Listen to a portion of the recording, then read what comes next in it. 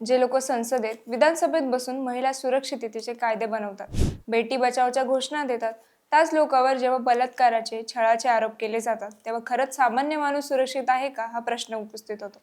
आज आपण बघणार आहोत महायुती सरकारमधील अशाच काही नेत्यावरील बलात्काराचे, शरीर सुखाच्या मागणीचे, घरगुती हिंसाचाराचे आणि फसवणुकीचे गंभीर आरोप। हे कुठलं राजकारण नाही तर खरंय आणि यात आलेले नाव ऐकले तर तुम्ही नक्कीच विचारात पडाल। बघूया हे संपूर्ण प्रकरण। नमस्कार, मी प्रीती आणि तुम्ही पाहतात देदनका।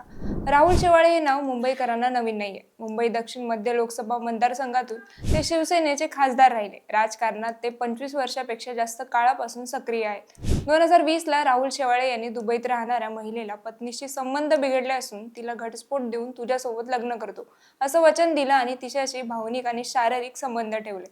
एवढंच नाही तर दिल्लीत संसद भवन जवळच्या MP हाऊसमध्ये बोलावून त्यांनी अनेकदा तिच्यावर अत्याचार केल्याचा आरोप आहे। तिच्या म्हणण्यानुसार ऑक्टोबर 2021 मध्ये तिने एका इंस्टाग्राम पोस्टमध्ये शेवाळे यांच्यासोबतचा फोटो टाकला, तेव्हा त्यांनी थेट दुबईत शारजा पोलीस ठाण्यात तिच्या विरुद्ध तक्रार केली। त्यात ती 78 दिवस दुबईच्या जेलमध्ये होती। मात्र नंतर तिची तिथून सुटका झाली। त्यानंतर महिलेने साकीनाका पोलीस ठाण्यात शेवाळे यांच्या विरुद्ध तक्रार दाखल करण्याचा प्रयत्न केला, पण मुंबई पोलिसांनी तक्रार नोंदवलीच नाही। शेवटी महिलेने तेव्हाचे मुख्यमंत्री असलेले एकनाथ शिंदे यांना थेट ट्विटरवरून व्हिडिओ पाठवून न्याय मागितला, सोबतच आत्महत्येचा इशाराही दिला।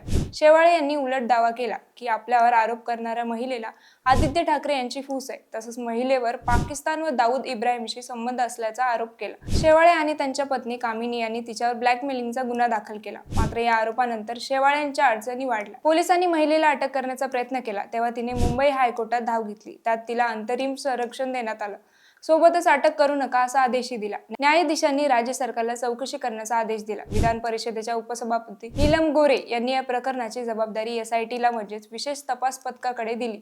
सांगायचं तर हे प्रकरण अजूनही कोर्टात सुरू आहे, पण याचा परिणाम शेवाळे यांच्या 2024च्या लोकसभा निवडणुकीत दिसला। दुसरं प्रकरण आहे संजय राठोड यांचं।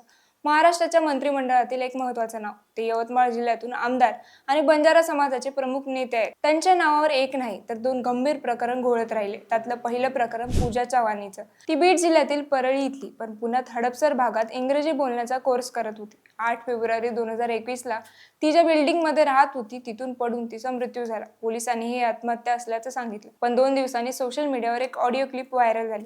त्यात 2 पुरुष पूजाच्या मृत्यूबद्दल बोलत होते। भाजपने दावा केला की त्यातला एक आवाज संजय राठोड यांचा आहे, पण त्यांनी सर्व आरोप ठामपणे नाकारले। तरी भाजपने राठोड यांना मंत्रिमंडळातून काढण्याची मागणी लावून धरली। यात बरंच काही घडलं आणि अखेर उद्धव ठाकरे यांनी राठोड यांचा राजीनामा स्वीकारला। पूजाच्या वडिलांनी 2024 मध्ये मुंबई हायकोर्टात धाव घेत FIR दाखल व्हावी यासाठी याचिका दाखल केली। पुढे पूजा चव्हाण प्रकरणात राजीनामा दिल्यानंतर काही काळाने राठोड यांना पुन्हा मंत्रिपद मिळालं, पण त्यात परत एका नव्या प्रकरणाने डोकं वर काढलं। एका महिलेने यवतमाळ पोलिसांकडे पत्र पाठवलं आणि आरोप केला संजय राठोड यांनी नोकरी लावण्याची आमिष दाखवून तिच्याकडे शरीर सुखाची मागणी केली। या प्रकरणात राज्य सरकारने SIT स्थापन करण्याचा निर्णय घेतला। मात्र मधल्या काळात महिलेवर आणि तिच्या कुटुंबावर दबाव टाकण्यात आल्याची माहिती समोर आली। चौकशीनंतर यवतमाळ पोलिसांनी राठोड यांना क्लीन चिट दिली। यात पोलिसांनी सांगितलेल्या माहितीनुसार तो अर्ज स्वतः महिलेने पाठवला नसून त्यातली सही पण तिची नाहीये आणि पतीचं नावही चुकलंय। पण भाजप नेत्या चित्रा वाघ यांनी या तपासावर प्रश्नचिन्ह उपस्थित केला। दबाव टाकला गेला म्हणूनच महिला मागे हटली का, हा संशय व्यक्त केला। यात पूजा चव्हाण प्रकरणात FIR अजूनही दाखल झालेली नाही आणि या प्रकरणात राठोड यांना क्लीन चिट मिळाली, पण तीही संशयास्पद विचार करायला लावणारी। यातलं तिसरं प्रकरण आहे धनंजय मुंडे, बीड जिल्ह्यातील परळीचे आमदार, राज्याचे अन्न व नागरी पुरवठा मंत्री, माजी विधानसभा विरोधी पक्षनेते, मराठवाड्यातील एक मोठं राजकीय नाव। पण त्यांच्या विरोधात त्यांच्या पत्नी करुणा शर्मा यांनी कोर्टात धाव घेतली। त्यांनी दावा केला की 9 जानेवारी 1998 ला त्यांचा धनंजय मुंडे यांच्याशी आंतरजातीय प्रेमविवाह झाला।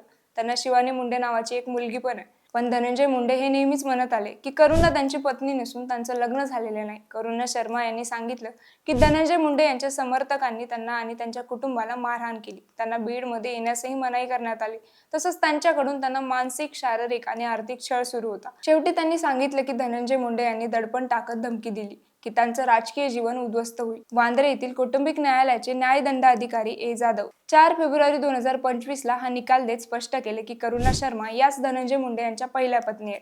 त्यांच्यावर घरगुती हिंसाचार झाला हे सिद्ध झालं असून धनंजय मुंडे यांना दरमहा करुणा यांना 1,25,000 आणि मुलगी शिवानी हिला 75,000 रुपये पोटगी देण्याचा आदेश दिला।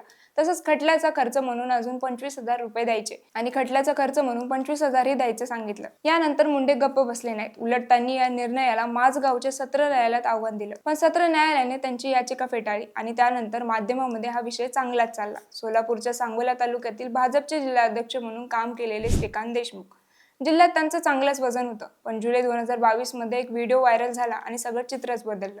पुण्याच्या डेक्कन पोलीस ठाण्यात तक्रार दाखल करण्यात आली. ती करणारी महिला पुण्यात राहत होती. वय 37 वर्ष. तिची आणि श्रीकांत देशमुख यांची ओळख 2008 पासून होती. देशमुख यांनी तिला सांगितलं होतं की माझ्या पत्नीसोबत माझे 3 वर्षापासून भांडण आहेत आणि मी तिला लवकरच घटस्फोट देऊन तुझ्याशी लग्न करेन. यावर विश्वास ठेवत ती त्यांच्या जवळ आली. डिसेंबर 2021 ते 2022 या काळात सोलापूरमधील शासकीय विश्रामगृह, मुंबई आणि पुण्यातील 5 स्टार हॉटेल्समध्ये त्यांनी वारंवार जबरदस्ती केल्याचा आरोप. महिलेने स्वतः बेडरूम मधला व्हिडिओ सोशल मीडियावर टाकला आणि तो क्षणातच व्हायरल झाला. भाजपने देशमुख यांना लगेचच जिल्हाध्यक्ष पदावरून काढलं. पुण्याच्या डेक्कन पोलीस ठाण्यात आणि सोलापूरच्या सदर बाजार पोलीस ठाण्यात बलात्कार आणि अनैसर्गिक संभोग या आरोपाखाली IPC कलमानुसार गुन्हा दाखल झाला. देशमुख यांनी मुंबई हायकोर्टात जाऊन अटकपूर्व जामीन मागितला. न्यायमूर्ती अनुजा प्रभू देसाई यांच्या खंडपीठाने नमूद केलं की या दोघांचे संबंध परस्पर सहमतीने होते आणि महिलेला आधीपासून माहित होतं की देशमुख विवाहित आहे. या प्रकरणात श्रीकांत देशमुख यांना अटकपूर्व जामीन मिळाला, पण खटला अजूनही सुरूच आहे. यातलं 5वं प्रकरण आहे गडचिरोलीचं. गडचिरोली नक्षल प्रभावित भाग आहे. इथल्या सामान्य माणसामध्ये काम करण्याचा दावा करणारे भाजपचे जिल्हा सरचिटणीस रवींद्र बावनथडे यांनी जुलै 2017ला खासगी बसमधून प्रवास करताना सार्वजनिक ठिकाणी इतर प्रवाशांसमोर दिवसाढवळ्या एका युवतीसोबत अश्लील चाळे केले. हा प्रकार बसमधल्या CCTV कॅमेऱ्यात रेकॉर्ड झाला आणि लवकरच व्हायरल झाला. त्या युवतीने हिंमत दाखवत तक्रार दाखल केली आणि बावनथडे यांच्या विरोधात बलात्काराचा गुन्हा दाखल करण्यात आला. हे 5 प्रकरण वेगवेगळ्या जिल्ह्याचे वेगवेगळ्या नेत्यांचे आहेत, पण एक गोष्ट सारखी आहे, ती म्हणजे सत्तेचा गैरवापर. यात या महिलांनी हिंमत दाखवली, आवाज उठवला, तक्रारी दाखल केल्या, म्हणून हे प्रकरण आपल्यापर्यंत पोहोचलं. नाहीतरी अशा कितीतरी घटना समाजात दडपून बसल्या आणि सत्तेच्या जोरावर न्याय अपुरा राहिला. व्हिडिओबद्दल तुमचं मत काय आम्हाला नक्की कळवा आणि दे दणकाला सबस्क्राईब करायला विसरू नका.